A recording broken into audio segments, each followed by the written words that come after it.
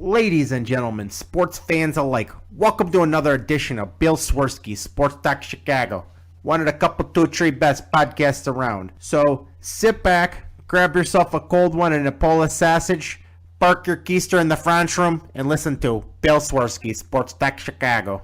In Chicago, you know that all sports rock. The Bears, Hawks, Bulls, Cubs, and Sox. Pick your favorite, you can choose, as long as the Packers lose. For everything you need to know, it's Bill Swerski, Sports Talk Chicago. Bill Swerski, Sports Talk Chicago. Hey everybody, welcome to another edition of Bill Swerski Sports Talk Chicago. This is your hosts, Alex and Shawn. On this episode, we will be talking about the start of training camp for the Chicago Bears. It is almost football season again. And the huge series the Chicago Cubs just played in. But first, I'd like to thank our sponsor, the Rockford Ice Hogs. If you're not familiar with the Rockford Ice Hogs, they're the AHL minor league affiliate of the Chicago Blackhawks. What does that mean for you? You get to see the stars of tomorrow today at family-friendly, affordable prices. The season is over now, but it starts up in just a few short more weeks at the beginning of October. So head on over to icehogs.com, get yourself a hat, jersey, shirt, and some season tickets. Tell them Swerski Sports sent you. All right, Alex, we've got quite a bit to talk about.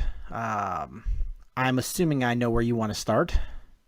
Yeah, obviously a really big series win as we continue our push in the second half.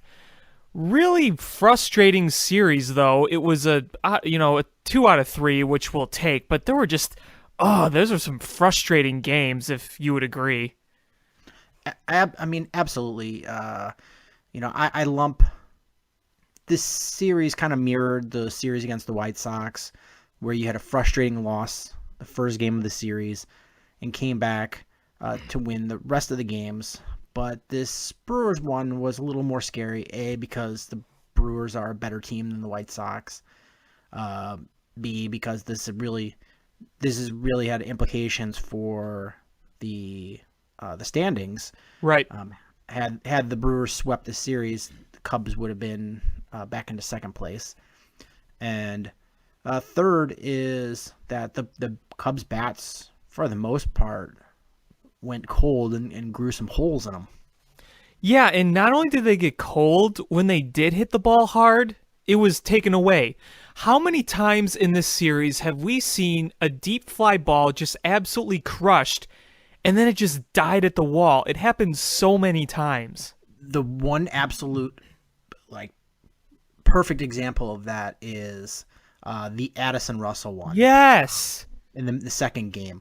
He clobbered that ball, and I was like, oh, that's going second row. And it just, it was like you let the air out of it. It just collapsed and fell. Yeah, exactly. It wasn't even like a gradual arc. It just kind of died. I just stood there, mouth agape, like, what? I was in bed later that night just thinking over and over to myself, how on earth did that ball not get out? And what was also kind of weird today, I know you were talking to me before the show, you only saw bits and pieces of the game, but the game-tying 2-run home run that the Brewers hit, I think it was Domingo Santana. He got under it, and it looked like a lazy pop fly to right, and it just kept carrying out. And it just made me scratch my head. I'm like, so that got out, but that Russell shot and a few other shots off Cubs bats like Wilson Contreras today absolutely clobbered, and they just died. I thought that was so strange. Yeah, I mean, the only thing I can think of, the Brewers Park is not that well known as having weird wind patterns, but like a Candlestick Park, or what do they call it, AT&T Field, whatever they call San Diego or San Francisco Park now. Yeah, AT&T. They've got these weird wind patterns that go in there, and I could see something like that where an up gust carries a ball and an in gust kills a ball. But I don't know enough about the Brewers Park to. I've just never heard that about that stadium. Usually, whenever that happens at a stadium, it's they can't wait to talk about it on the pre-broadcasts. Well, yeah, and it's like it's one of those stadiums where you're like, it's not hitter friendly by any means. The ball doesn't carry as well as other parks, but it's not like a Petco park where it's a pitcher friendly park. It just, I don't know. It seems like the ball just flat out doesn't carry a lot of the times there. And also keep in mind that it is a domed stadium, so obviously there is a little bit of variance between dome and not dome. And even when there is no dome, when it's open, it's pretty enclosed because the dome goes all the way around whether you close or open it, and the stadium goes all the way around in like a circle, so it's a pretty enclosed field to play. It's not like Wrigley Field where the outfield is exposed to all the elements. It's the Brewers are enclosed in kind of that big circle. Yeah, and plus it's both.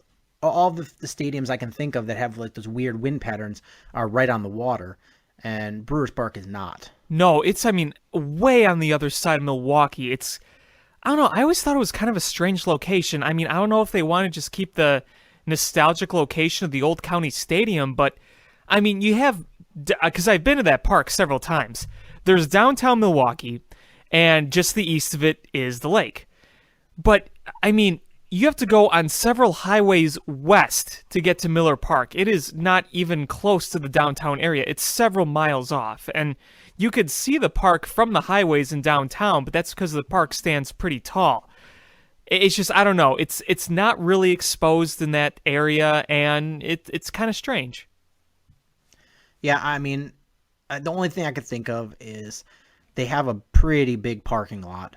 So maybe that's the area where they could fit a giant parking lot, and it's right off an expressway. So maybe there was access to, like, I know the Braves, they're building a new park, or they just built one. I can't remember. They're in a new park now, SunTrust Park.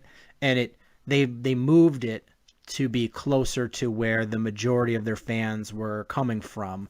So maybe it was like something like that. That's where the majority of the Brewers fans drive in from, that was more convenient of a location. I don't know. There's a lot of weird factors that go into that kind of stuff. Yeah, and plus Milwaukee, it's not a big city, but there are a lot of different areas in Milwaukee. Some are good, some are not so good. So yeah, I don't know. But yeah, point being, it was very strange to see Miller Park. It was a very strange series to watch. Luckily they took 2 or 3. Frustrating with the offense that kind of fell asleep, but the pitching was still really good, and the Brewers have some good hitters in Braun and Thames and Shaw, Domingo Santana, Aguilar off the bench, and they did a really good job in this series. But yeah, overall it was just a strange series in Miller Park. Lucky to take 2 or 3 from it, and I thought, other than the offense where they struck out a lot, I think it was 17 Ks in the one middle game. But other than that, they played pretty well. The first game was really, really weird. Excuse me. The first game was really, really weird because they made some really good plays, including the Jason Hayward play where he jumped over the wall and robbed Ryan Braun of a 2-run home run. And there was another Almora diving catch in there. But they also made a lot of key errors, key mistakes, and didn't hit well at all. So, ups and downs, but overall you're going to take 2 or 3, and I think it goes to show that the Cubs are better than the Brewers, especially on paper, and we'll see how the Brewers do down the stretch, but I think the Cubs try to go in there and prove that they are the team to beat in this division. I think my big concern is that this was close enough of a series, and it's still close enough of a division race for the Brewers to go out and try to make a splash before tomorrow's deadline. And that's fair. I kind of see that too as well a little bit. By no means am I saying that set the table or anything for the postseason for sure, but it's going to be interesting to see what the Brewers do. From the latest rumors I heard, it was Brinson, their top prospect, or bust for Sonny Gray, and they said no to that. So I was thinking for a little bit the Brewers may do kind of a desperation move type thing, but I could also see them just kind of standing pat and saying, well, this is a rebuild year, and we'll see where this team takes us. We weren't planning on contending. Maybe they carry us to contention, maybe they don't, but I think it would be pretty foolish of them to sell off their future for this season. I really do, and it is also kind of wishful thinking, but we won't know until the deadline tomorrow. Yeah, I fully agree. It's part of me is worried that they'll make a big splash that'll make a difference, but part of me wants them to make a big splash, trade off a big piece, and have it still miss it. Right. This is an odd year. It's not like, all right, well, they're hunting the hunt for the division race, and if not, they could get the wild card. They're really far out of the wild card race right now. Right. They got to win the division if they want to get into the postseason. Yeah, unless you see the Diamondbacks or the Rockies just really tank, and I don't see that happening really, or the Brewers going on this major tear. But after that big losing streak, I just don't see it. Well, I look at the Brewers team itself, and I see a ton of holes on that team. I do. That pitching staff may frustrate the hell out of the Cubs, because as we've seen, the Cubs are kind of not so great against some of those junk ballers. But to go on a postseason run with that staff against other high-powered teams, the NL, I just don't see it. But you know what? There's a lot of things that I was like, logically, I'm going to say this, and then you never know. Like things go the opposite way. Oh yeah, baseball's very weird. Like I said, the Mets aren't going to be buyers at the deadline. They're going to be sellers. And what do they go do? They trade with the Marlins. Well, to get a closer. I didn't understand that because they sold Lucas Duda and then they made that move. Like I didn't understand that. To be fair, though, this is also the same team that's still paying Bobby Bonilla. So yeah, that's true. And maybe the Mets in their thinking thought they could get a reliable guy for the future and whatnot. So part of me thinks the Mets are kind of just cutting their losses this year and hoping to contend next year. They're not going to be like, we're going to tear it all down now and start over. I think they're just kind of in cut-loss mode for this season and planning to come back next season and have all their assets healthy again. I think that's what they're doing. Didn't they do that last year too? Yeah, and then everyone got hurt again. I don't know. If I was them, I would just sell anything that is not part of your future and try to go forward from there, and because your pitchers are still so young. But who am I to say? Yeah, I mean, that's the thing. The core that's in place with the pitching is really the core that's going to be there.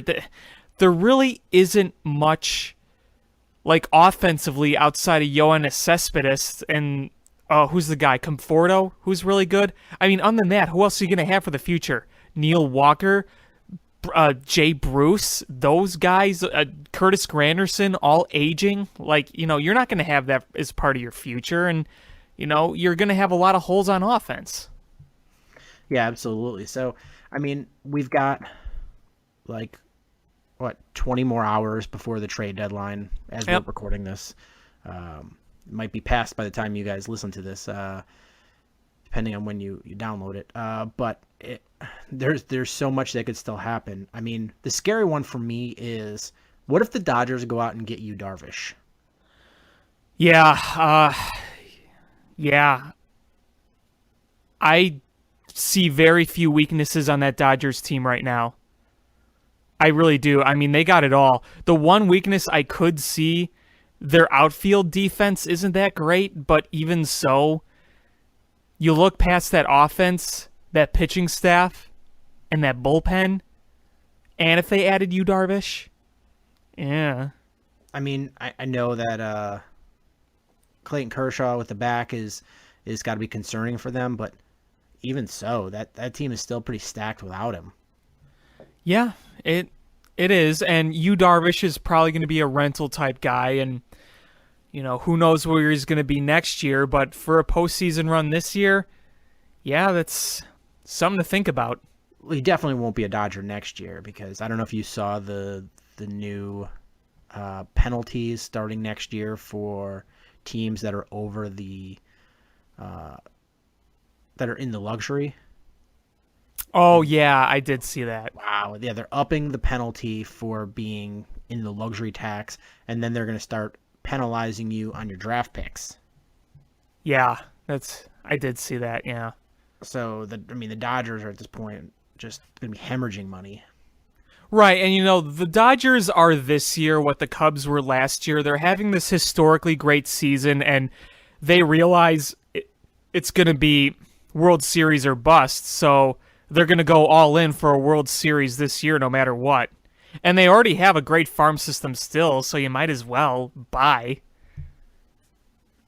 And I'm just looking, as of yesterday's game against the Giants, the Dodgers are 33.5 games ahead of the Giants. Yeah, remember how the Giants won all those World Series and finished better than the Dodgers going back to 2010? The script has kind of been flipped so far, but we'll see if the Dodgers go out and win it. Yeah. So, going back to the Cubs, it was great to see the bats come alive a little bit against the White Sox. I would have liked to have seen Quintana pitch against the White Sox, but it made much more sense to play him in the next series. And it was nice to see them hit a little bit, but for the most part, you're seeing like a Ben Zobrist really struggling. Yeah. Really struggling. And it's not even like he's just not having luck. He's just his bad swings. Like, he's striking out a ton, which is very unlike him. Mm-hmm. You're seeing Baez open that big hole in his swing up again. And it's so weird because 2 weeks ago he looked like an all-star at the plate. He's a guy, his natural instinct, he's like the Jay Cutler of this team, where his natural instincts, when he goes back to it, has a lot of mechanical issues and opens him up for big mistakes. And he's got to keep working at it to minimize those. And I think there's a lot of mental aspects to it because we see where if Baez starts the game with a hit or a good at-bat, he'll have a good at-bat and maybe a few more hits throughout the game. But if he strikes out early on, he's going to be chasing everything. And in that Brewers series and even in that White Sox series, we saw some of the ugliest swings and ugliest at-bats from Baez we've seen since he was a rookie in 2014. Yeah. Oh, absolutely. And he got called out by Madden to the press, which is really un-Madden-like.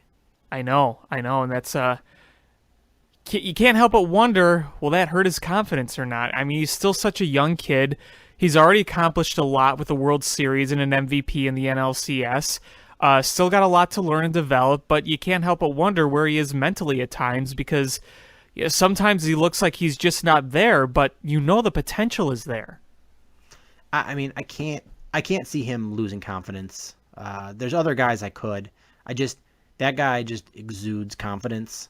I think that's part of his problem is he goes up there and just assumes that he's going to go 4 for 4 with 4 home runs and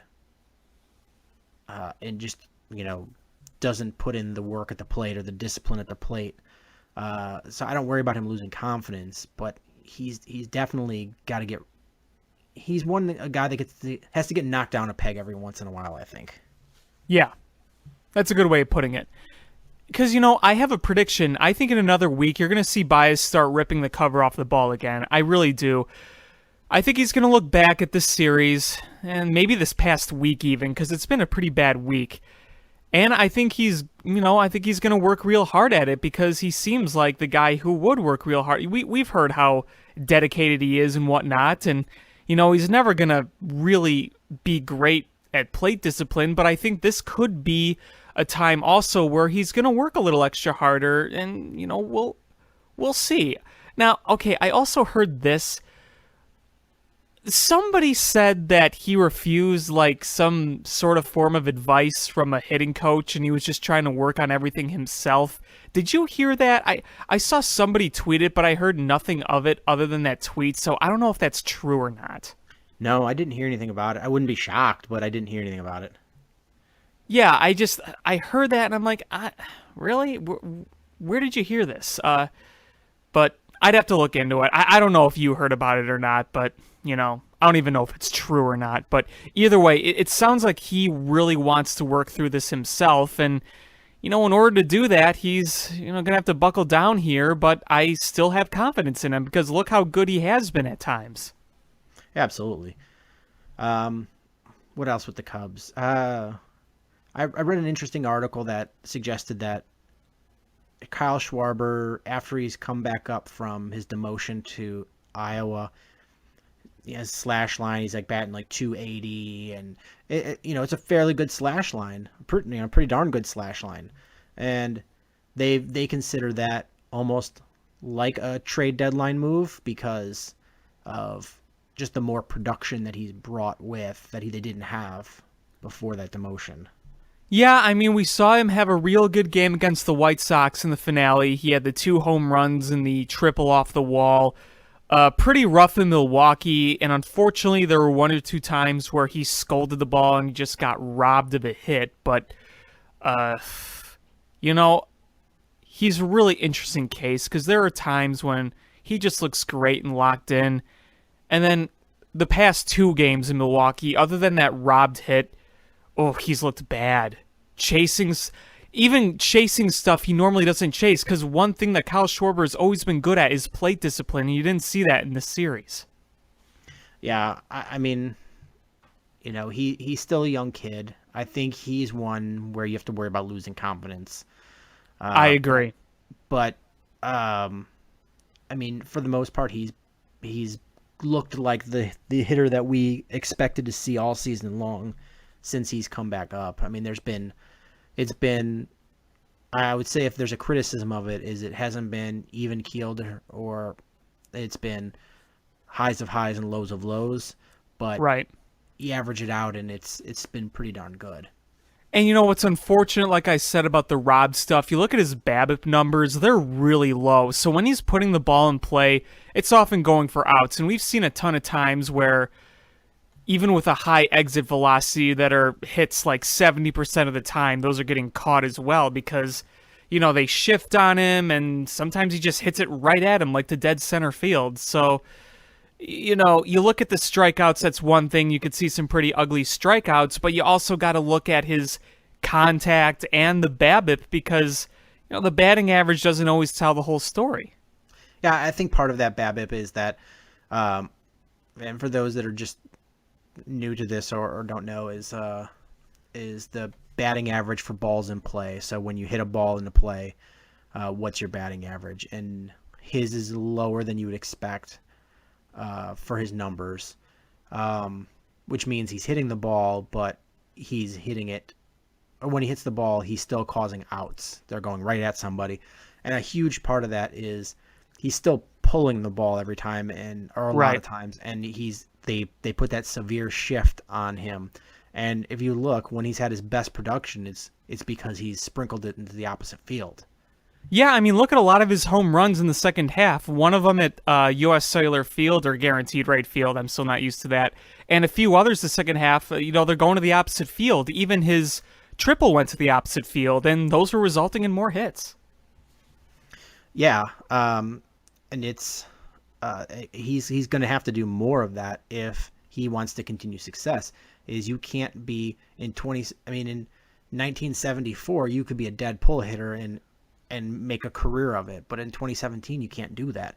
So he's going to have to keep working at opposite field stuff, and whether that's shortening up his swing, going to a different bat size, whatever the case may be, he's going to have to continue working on going opposite field until either they knock the shift off and then he can go back to pulling more, or that he just feasts on them maintaining the shift by going opposite field.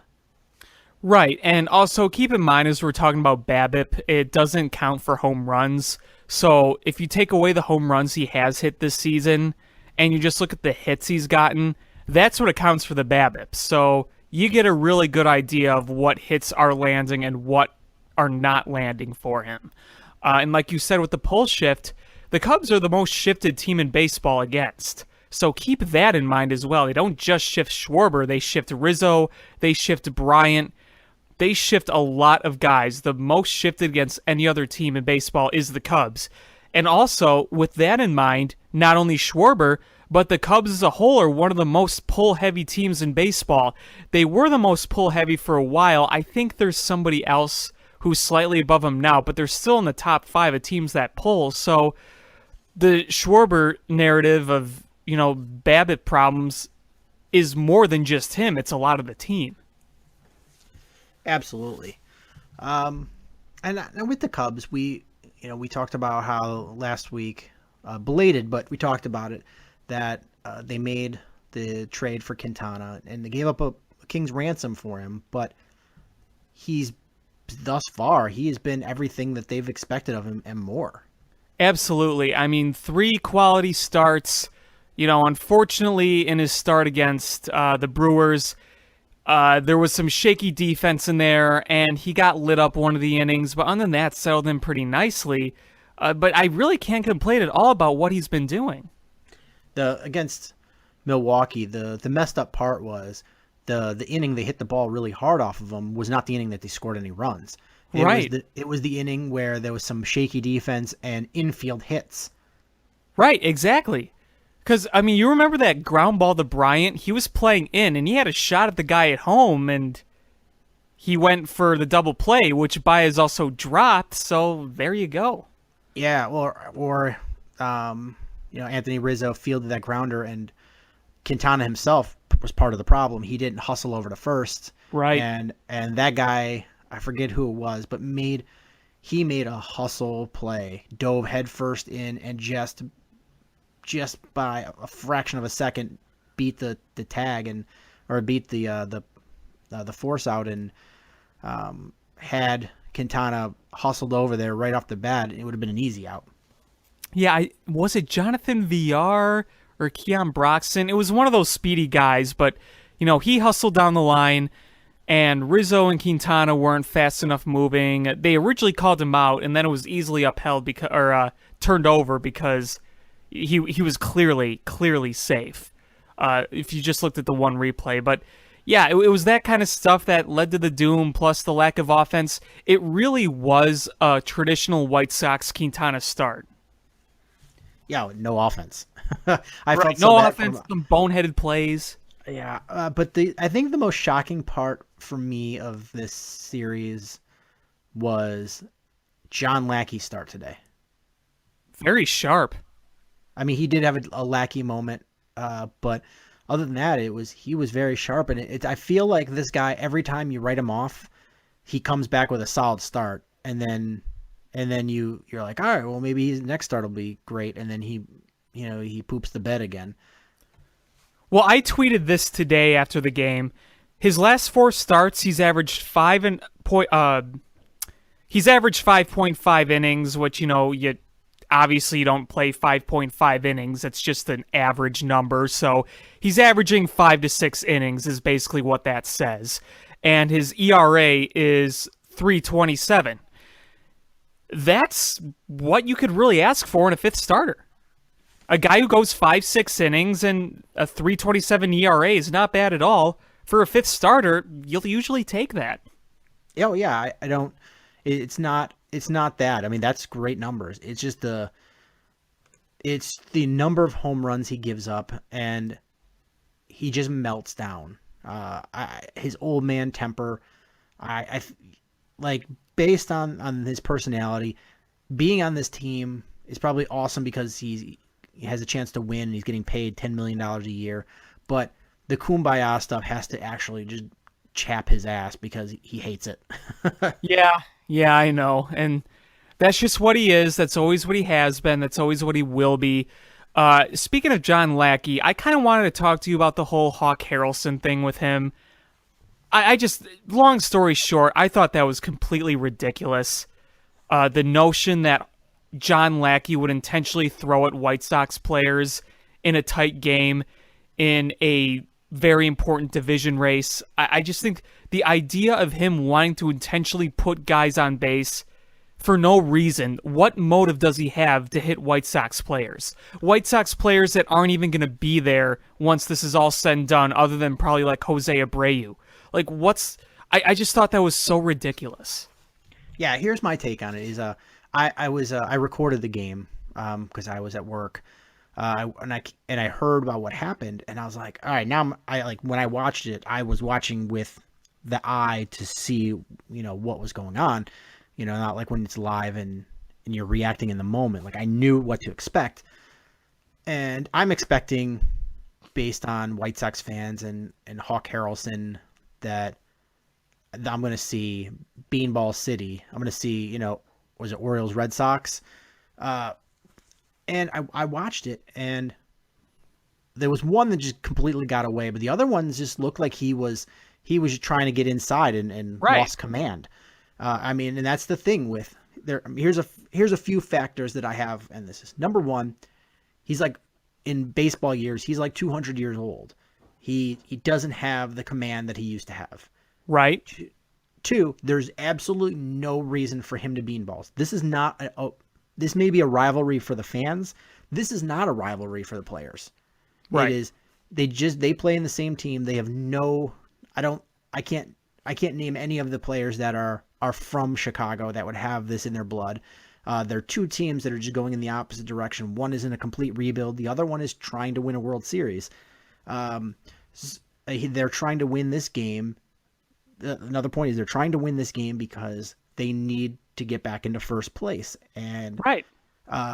so I just can't see any reason. And when you go back and watch it, it just look, and one more factor is that a lot of players will tell you that it's baseball now. They don't let the pitcher reestablish the inside portion of the plate anymore. Is the player, the hitter he owns that, and as a pitcher, most of the time you can't reestablish that. Back in the 80s and the 90s, you threw inside and you reestablished dominance of the inside of the portion of the plate. Right. And that was the unwritten rule, and that's not so much how it is anymore. And Lackey's from that old school, and I think he was just trying to establish inside dominance. And I know that Chris Basio preaches that is try to establish dominance on the inside. If they don't give it to you, back off. But I think he was trying to establish inside dominance and just didn't have the command to not hit guys, and guys just don't have the gumption anymore to get out of the way because they think they have the right to be there.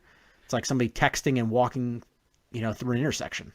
Exactly. And, you see John Lackey, the stuff he throws, he tries to kind of put some tailing movement on it. And a lot of the times that tails inside. And, most White Sox fans I talked to said, yeah, he was just missing. And even most White Sox fans didn't think he was doing it on purpose. So, people agreed it was a whole silly kind of spout. And, everyone kind of moved past it but Hawk. But, he was the one saying line one right back at Lackey, or see our boys meet him after the game, like the White Sox are going to go wait for the Cubs in the parking lot or some silly thing like that. And John Lackey's the guy I wouldn't want to go meet in the parking lot because exactly. He's crazy.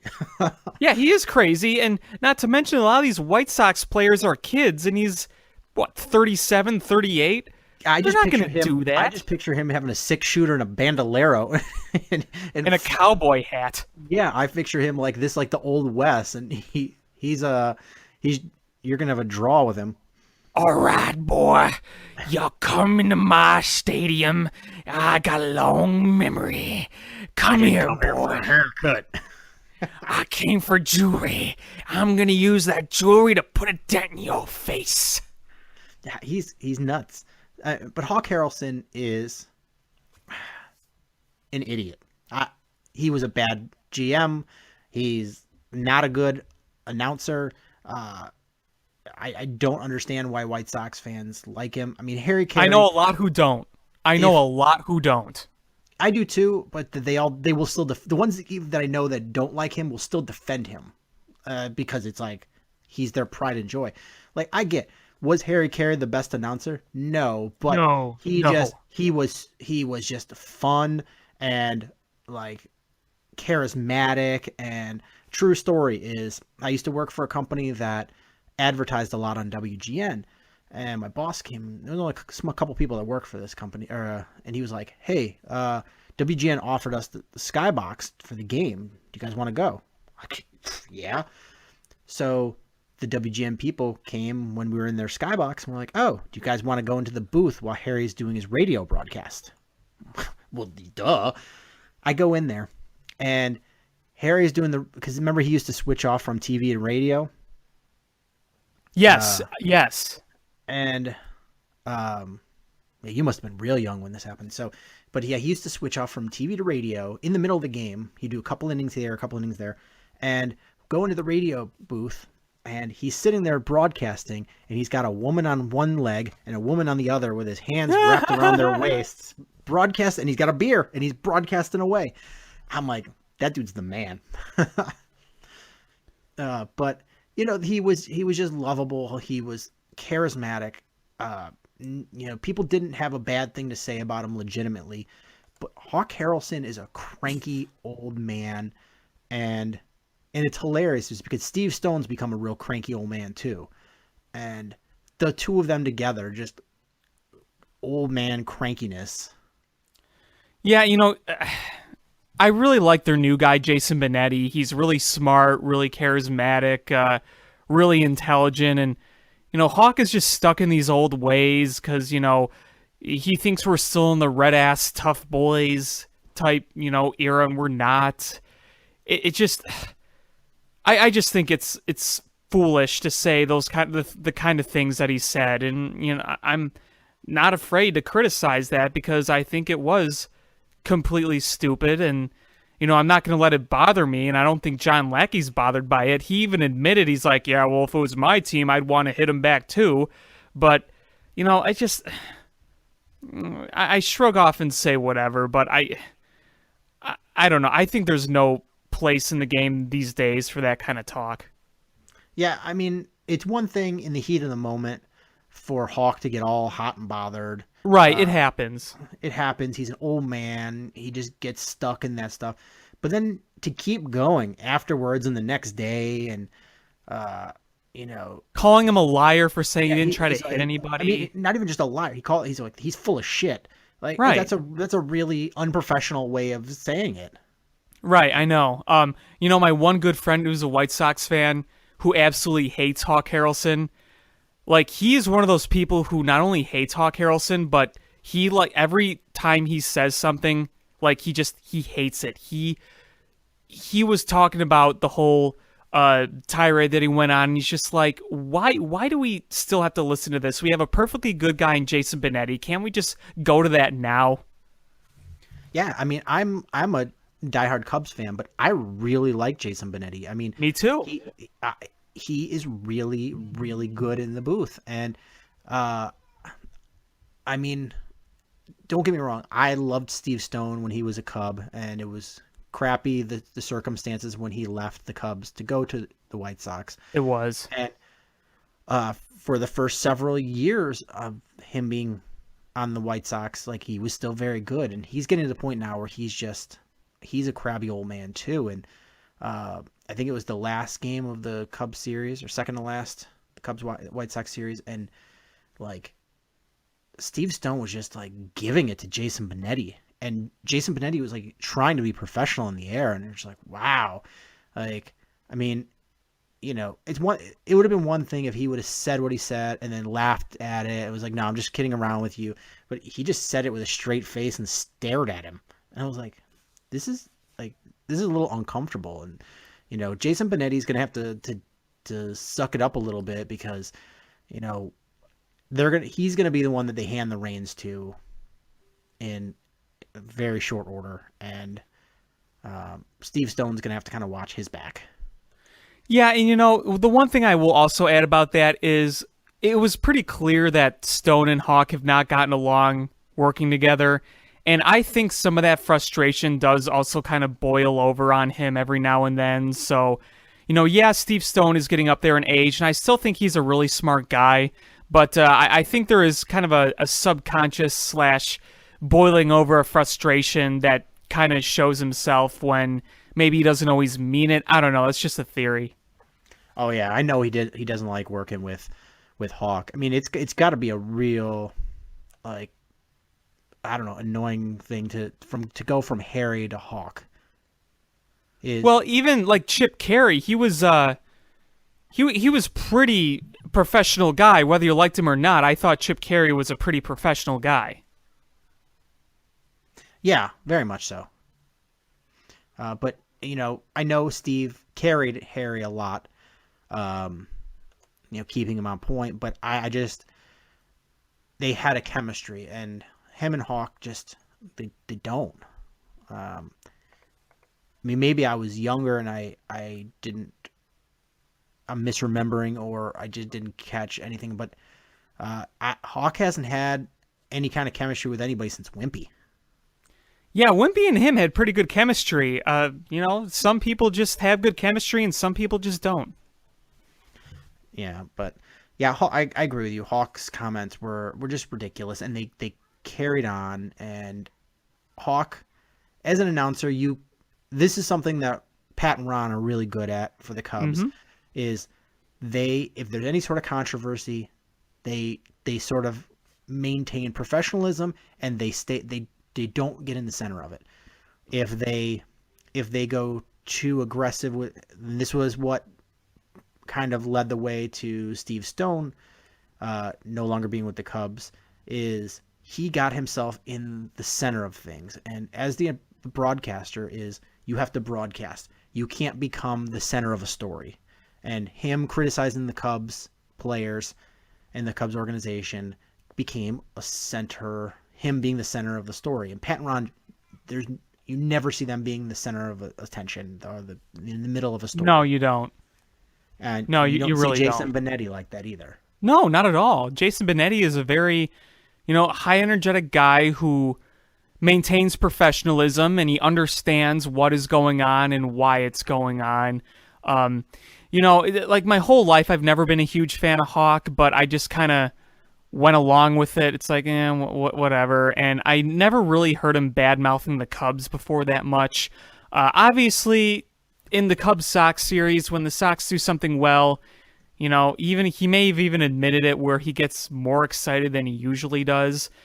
But this was just flat-out ridiculous, and I think that's worth discussion of. You don't remember when Hawk said that Todd Frazier was better than Chris Bryant? Well, okay. I mean, that wasn't calling the Cubs bad or anything like that. That was just a very wrong analysis. I'm saying, like, looking at the Cubs and, like, calling them dirty players or something like that. Like, we really haven't seen that, but we're seeing that now. And look, if John Lackey was clearly doing something bad, then yeah, the other announcer should call it, but he wasn't. It was dumb to think that he was. And maybe Hawk really doesn't think that, but he just kind of wants to show some fire and emotion. I don't know, but overall, I thought it was a silly thing to say. Yeah, it was really silly, and I mean, I heard a lot of silly fans on the radio saying that he should be punished from Major League Baseball. That's silly too. It's not Major League Baseball's thing. He's not violating any FCC guidelines, and it would be the White Sox that have to punish him, and we all know that they don't. Jerry Reinsdorf doesn't hold anybody responsible for anything, so it is what it is. Just brush it off and let him go back and find something else to be cranky about. Yeah, exactly. Just whatever. Punishing him at this point where he's going to be retiring is just there's no point to it. Just whatever. But we're coming on the trade deadline, as we've mentioned before, and I've heard some weird grumblings that about the Cubs adding hitting, and I don't see how that makes any sense. Is you know, first of all, is you're getting Schwarber that's starting to hit again, so that's like having an extra bat that you didn't have. You've got John Jay, who you utilize as a utility guy, who is just a consummate professional hitter and has been doing really well for you. You're going to bring Tommy LaStella back. That's bringing in another bench guy that's a high energy guy. I just don't see where that fits in. Well, see, yeah, you're absolutely right. But what I see that a lot of people think, it's not going to be for main hitting, but the rumblings I hear a lot of is the backup catcher, and you're probably not going to get a high hitting backup catcher, but you need a veteran catcher. So that I think would be classified a little different than going out and getting hitting, which right now doesn't seem very even possible right now to get a good hitter. Yeah, I agree with you. The backup catcher is like you look at that as a defensive replacement, because I don't, unless they add Alex Avila, I don't see them adding any catcher with a bat. I don't. I mean, be a guy that comes in there and just spells Wilson Contreras. Right. Yeah, I don't know if it's going to be Alex Avila or not. I have my doubts. There is some breaking news, though. Zagunis and Candelario are both not in the starting lineups in the minor leagues. Ooh. Yeah. Just kind of broke. That means it's probably a big trade. Yeah. There's a lot of talk about Justin Wilson. Okay, well, I said no Avila, but, maybe if you get a package with Avila and a reliever, I don't know. That'd be kind of difficult to see, though, but I'm just kind of spewing right now. I'm not really thinking, big, but, maybe they get a reliever, maybe they get a backup catcher, but I feel like this is bigger than just one reliever, one backup catcher if you're doing Zagunis and Candelario. I didn't see this as Melky Cabrera to the Royals. Oh, you didn't see that? Yeah, that happened earlier today. He was traded. I got the notification. It was confirmed a little after noon, right before the game started. So by the time the game started, he was already on his way to Kansas City. Oh, wow. Yeah, I didn't see that. I'd assumed that he was going to be gone, but I just didn't know who would be the one that actually went out and took him. Okay, somebody, Joel Sherman, is hearing from Ken Rosenthal that the Cubs are closing in on Justin Wilson, the reliever. Okay, that's a high price to pay for Justin Wilson, But they said, here's what was said. The Tigers wanted Candelario for Wilson, so if they're giving Zagunis and Candelario, maybe you assume there's another piece coming. and maybe that's Alex Avila. Maybe. It seems like it'd be a weird trade, but, maybe. Yeah. I mean, Avila's having a really good year. Yeah, the worry you'd have is him. Like, I think part of Wilson Contreras doing so well now is he doesn't have a veteran guy over his shoulder as competition. That Right. He is legitimately the man. Right, exactly. I mean, when you're looking at a veteran catcher here, the first thing you're looking for is experience, obviously, and probably good defense and someone who's calling a good game and whatnot. If this was to bring Alex Avila, you'd get all that, plus someone who's having a good offensive year. So, maybe that is what it is. I don't know, but all I'm hearing right now is Justin Wilson. But that's the rumblings. That's they saying is in the works. So, maybe something will develop within the next few minutes or the hour or so. So I'll definitely keep a close eye on that. Yeah, and earlier you were talking about, and that would make sense because I was actually, right before you said breaking news, I was going to say that the only legitimate thing I could see the Cubs, needing is some bullpen help, because they've they've had some really, really amazing outings, and then they've had some terrible outings. And other than Wade Davis, that, you haven't had a lot of consistency.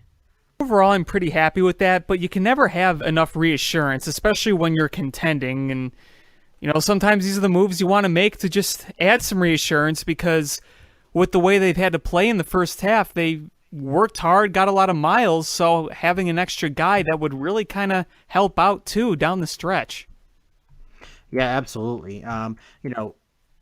People talking about adding a frontline starter or even a back of the rotation starter, I think those are luxury items.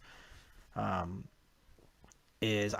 really didn't think the Cubs would take on another starting pitcher unless it was somebody like a Quintana that will help them next year and the year after, when they don't have Lackey, when they don't have Arrieta. And I didn't see them giving up pieces. You were saying earlier on Twitter about what did the Tigers want for Verlander? They wanted Baez or Schwarber, I think. Good luck with that. Hold on a second. Giving up Baez or Hap or anybody on the major league roster for Verlander and having to eat his contract, 0% chance of that happening.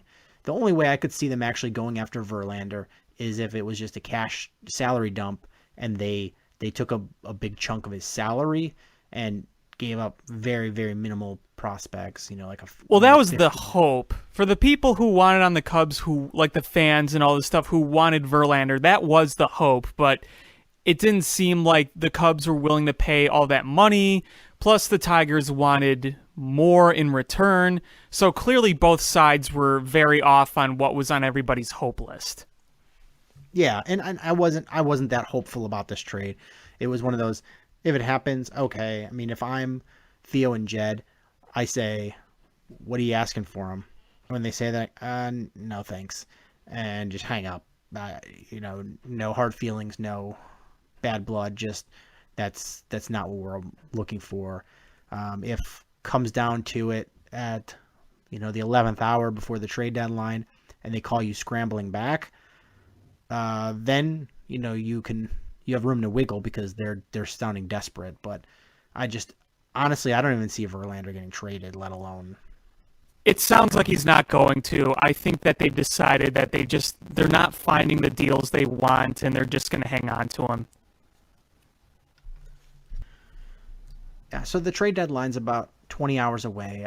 With the number of teams that are still holding on to hope of being in the playoffs, and the number of big names being mentioned, I think it's going to be a roller coaster of a ride. Yeah, I think Sonny Gray is arguably the biggest trade asset right now. A lot of teams in on him, and you're going to see some deals for relievers, especially with like Washington. They're going to want some relievers. So another interesting thing to think about is, what are the St. Louis Cardinals going to do? Because there's more and more rumblings that they're going to be selling. Like, they're asking people about Lance Lynn, Randall Grichuk, please get him out of the NL Central, and a few other guys. So that'll be interesting to see. Yeah, I mean, I saw somebody tweet that the Cardinals, their biggest struggle was the Astros changed their password. Yeah, I saw that too. So yeah, it's going to be interesting. We'll have a lot more to talk about next week, and hopefully the Cubs still hanging in there in first place. For sure. So I guess we'll move on to a little bit of Bears. Not a ton going on, but this week started training camp, which basically there's 4 media outlets allowed to go to. Yeah, you're seeing some interesting things. The biggest probably is that Pernell McPhee is already on the PUP list and had to have surgery this week. Yeah, I mean, that was kind of aggravating to hear, and it was on the first day, so when camp started, everyone thinks the same thing with the Bears, how long until someone gets hurt. there it was, and we missed him for a lot of the time last year. So, it's frustrating to hear that again. And I mean, the crazy part is that I think you saw a huge number of the national media when they talked about things the Bears could do or people that are likely to be cut by the Bears. I think the biggest name you saw is probably Lamar Houston, and because he carries like a 5 point something million cap hit this year, and he's had a lot of injuries. But this is the basic reason that you don't cut him, is the Bears aren't in any kind of cap struggle. They don't need to do it, and he's off the books anyway come next year. So it's you keep Lamar Houston, and he was a great insurance policy now for who knows what you get out of Pernell McPhee. So you just have to plug in Lamar Houston, and hopefully he's in the form of when he had 8 sacks in a season for you a couple years ago. Yeah, because remember his first year as a Bear, he tore his ACL sacking a backup quarterback when down by like 30. Yep, against the Patriots. Yeah. I know he hasn't been lived up to what we expected, but I think you don't have enough options as it is at that position. So he's, until Pernell McPhee comes back. I mean, if this is truly just a scope, then Lamar Houston probably shouldn't miss any game time, because it's only a couple week heel time. But I think we all remember last year when Kyle Fuller had a standard scope to clean stuff up and never played it down the whole season. Yeah, that was also something that was very frustrating, because this was another guy, first round pick, you were looking to kind of build your defense around, and that happened. So, a guy like Lamar Houston, you're not expecting big numbers, but you need someone to fill that position. And, it's a veteran presence to have when you're in the midst of a rebuild and you have a lot of young players. So, I think he realizes, and the Bears realize, that it is important for him to really step up. Absolutely. But the good news is Kyle Fuller has, from all reports I'm hearing, has looked really good in camp so far. Has a couple of interceptions already. I mean, granted, they're against butt fumble, but hey, you'll take anything right now. Any positive news from him right now? I mean, any positive news about a defensive back for the Bears? Yeah, no kidding.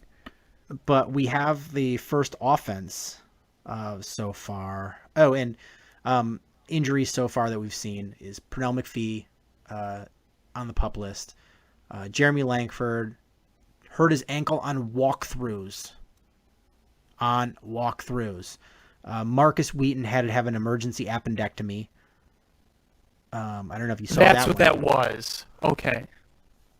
So he had an emergency appendectomy. That's, that's one that nobody can ever guess that's going to happen. But hopefully you only lose him for a couple of weeks. But the terrible thing is that this is such a tight wide receiver race. It's going to hurt him on the number of reps he gets.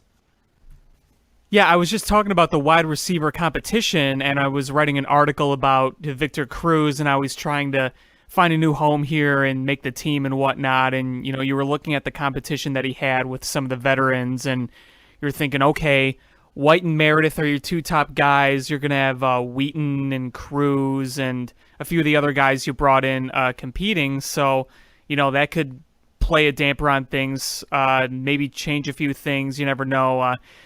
It's kind of disheartening to look at the wide receiver competition and seeing what it is. It's nothing that really blows you away. It's a bunch of veterans who've been injury prone lately, or your number one pick from 2015 that's played 4 games since he was drafted. So that's a little disheartening, but someone's got to compete for those spots.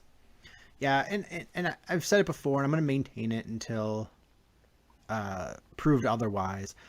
I really think that this could be a real under the radar solid wide receiver group if everyone plays decently. I agree, but that's a big if with these guys staying healthy. Oh, absolutely is. Cam Meredith in the OTAs had a thumb injury or finger injury. Kevin White has had multiple broken bones. Kendall Wright has had injuries. Wheaton has had injuries. Cruz Victor has had Cruz. injuries. They've all had injury histories. I mean, I honestly think if you just keep everybody healthy, then I think this is going to be it's going to be way more solid than it has been the last couple of years. Well, yeah, absolutely. But I just have trouble seeing the health, though. I really do. Yeah, I mean, I've just got, maybe that's the optimist in me, but I've got my fingers crossed here. But the number one offense that they put on the field with this week is the three wide receiver set with Cam Meredith and Kevin White on the outsides and Kendall Wright in the slot. Tight end Zach Miller, which is a little bit of a shock that they're giving him number one shot, especially since they just went and paid Deion Sims. Tackles Leno and Massey. Guards Eric Cush and Taylor Boggs, because Kyle Long is still not out there. He's got a foot injury. And Josh Sitton apparently just had a baby, so Okay. they don't expect him, or they were hoping to expect him this weekend, but I didn't see that he reported yet, but he should be back. Those two are so essential. Yeah, They got to keep those guys healthy. I mean, I really like Eric Cush as a backup, but as a backup. Sitton's a Pro Bowler. Long is a Pro Bowler. They're two at the best at their position. You absolutely need those guys healthy. And Cody Whitehair at center. And the big takeaway from me with those last two positions is that Hronis Grasu didn't even get the start when the top two guards are not at camp. That's a big red flag that Hronis Grasu might not be long for this team. Right, exactly. Looking at the line just as a whole, what's so frustrating, I'm going to say this again.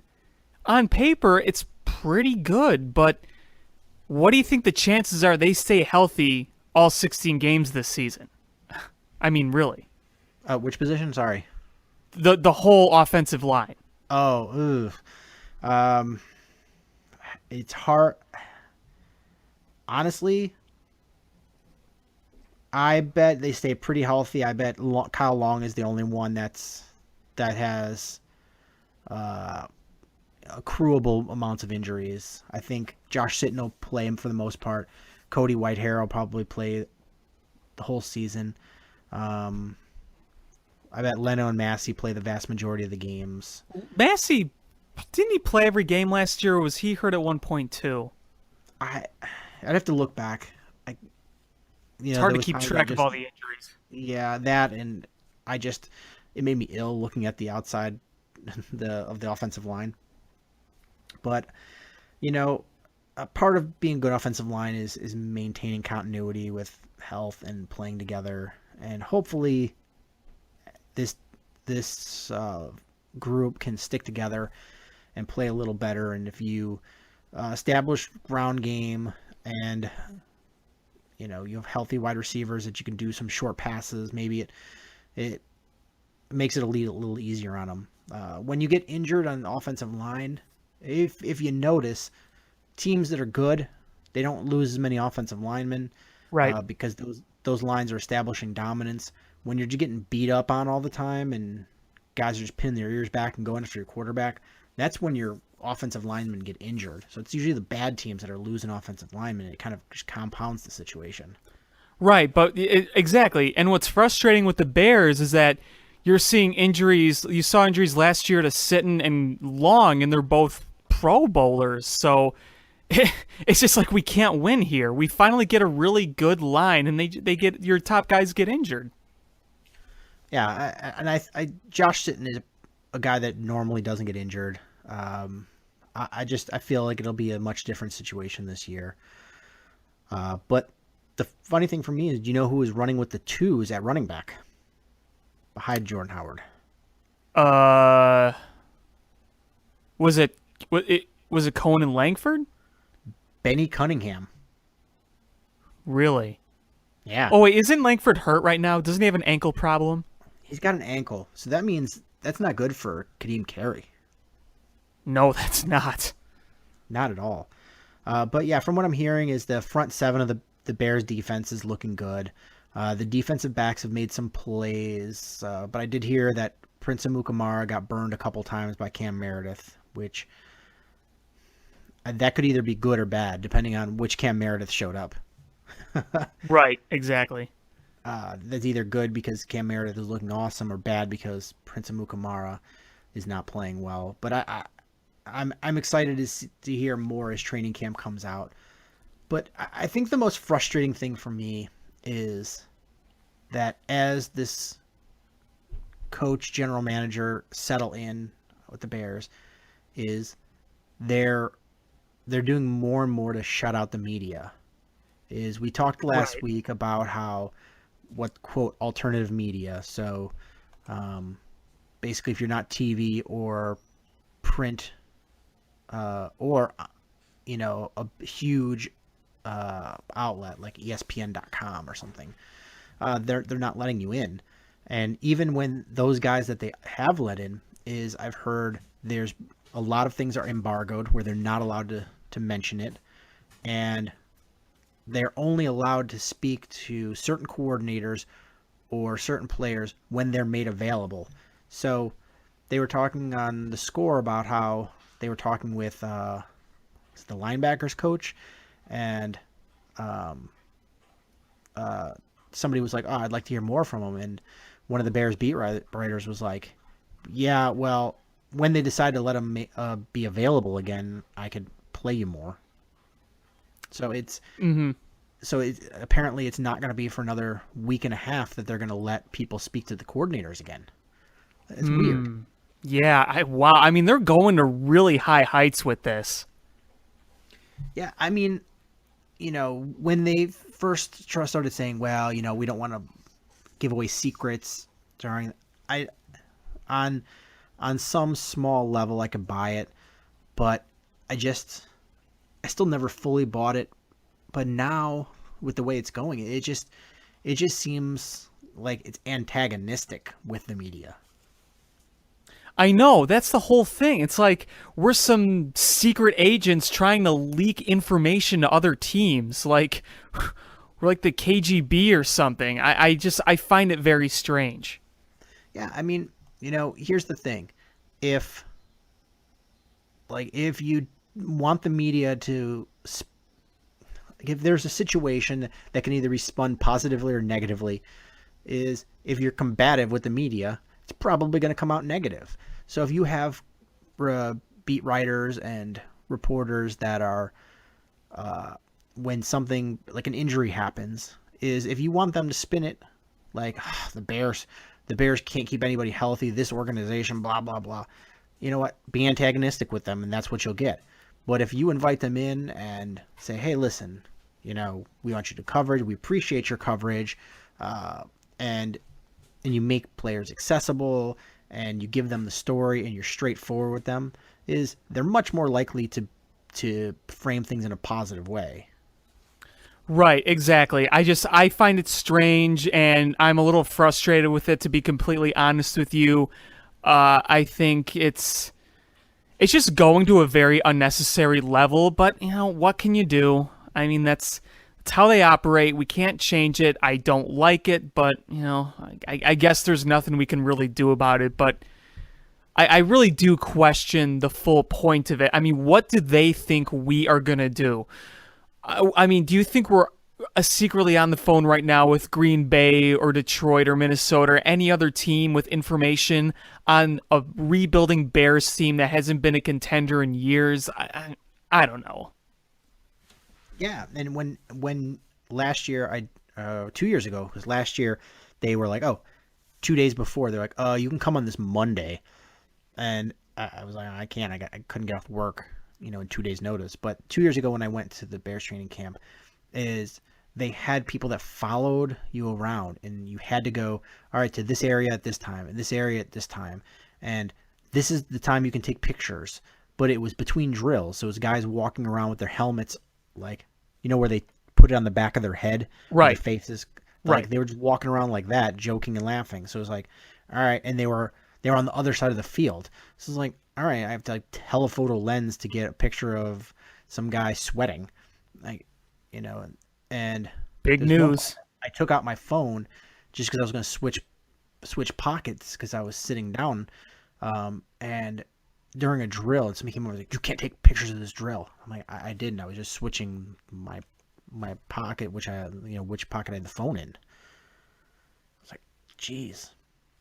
So if we take a picture, what vital information does that picture provide? Yeah, you're a bad team. Who cares? Even if it did. But here's the thing is, by like week 3, everybody knows what you're going to run. It's, it's how much film did you watch on the other team? So do you know what they're going to run? And what are you going to do to stop it? And like, it's just execution. Like it's not like you're going out there and surprising everyone. Like, oh man, I didn't know that they were going to do an end around. They've never done those before. Like, they know what sets you run. They know the formations you run. It's not like you're surprising anybody. I feel like a Scooby-Doo villain where, like, I'm taking a bunch of pictures, running away, they capture me, and they're like, all right, let's see who this really is. They take off a mask, and I'm wearing, like, a Packers hat. Oh, I would have gotten away with it if it weren't for you meddling security guards. Like that, it's just, I don't understand. I take a picture. It's of a practice. They're kind of standing around. You think that there's a guy online from another team who's going to take that picture, study it real hard with the coaches, and somehow find a magical way to beat a team that's been crap for years? Well, what's even better than that is, all right, so if you're the media, you can't take pictures. But if you're in the stands and as a fan, you could take whatever pictures you want. Right. Why? People upload that to the internet. Yeah, that doesn't make any sense. So if you're trying to protect your formations and your packages, then, don't let fans come in. Just do a closed practice where nobody's allowed, or not let anybody take pictures. Is if it was that important to that I wanted to have, I'm the Packers and I want to have the Bears secrets, I'm not going to apply for press badges. I'm just going to send some like bozo in there with a nice camera and just film everything the whole practice. Where it's Yeah. Look at me filming their practice. Yeah. Yeah, twirling my handlebar mustache. Yeah, look at them running that play. Yeah, look at them snap routes. We will get them now. Yeah. Like seriously, it doesn't make any sense. Yeah, it doesn't make sense at all, and it's frustrating because I really do love this team, but it just, when they do things that are frustrating and seem antagonistic, it makes me like them less. Yeah, it just makes me get more frustrated with them, and I think it kind of misses out an opportunity for some people, but like I said, what can you do? Yeah. Well, I don't really have anything else to talk about this week, Alex. How about you? No, I keep refreshing the rumors right now in the Cubs, and there's people talking. Obviously, you can't verify everything that it's true or that it's going to happen, but there's more and more talks that this is indeed a package deal that would involve Wilson and maybe an Avila, because they did just pull another person. What was it, Paredes, I think? So something big could be happening, and it could happen very soon. And I am refreshing Twitter like crazy right now. Yeah, I'm just refreshing it too, trying to see if there's anything. But, I mean, these things these things usually go down to the wire because teams want to see if there's anything else being offered or if they can pry anybody else. Well, what I'm also speculating is that Justin Wilson was in a bunch of other players, and maybe they're driving the price up right now too. Possible. All right. Well, I guess that's going to do it for this episode of Bill Swerski Sports Talk Chicago. Thank you guys so much for listening. As always, please make sure to check us out on social media at ShyFanPat1, at Swerski Sports, Facebook.com/Swerski Sports, SwerskiSports.com. However you listen to podcasts, please hit subscribe, whether that's iTunes, Stitcher, or YouTube. And please share with your friends. Thank you guys so much for listening. And until next time, bear down. Cubs win! What a lucky break! The good Lord wants the Cubs to win! We thank Ditka and God for all they have provided. Cubs win! Cubs win! Cubs win! Oh, I don't want her. You can have her. She's a Packer fan. She can't fit in my van. And she looks like number New Yorkers. Smoking crack is not legal on planes. Bears 31 to -7. The Bears. Oh, when the Bears go bearing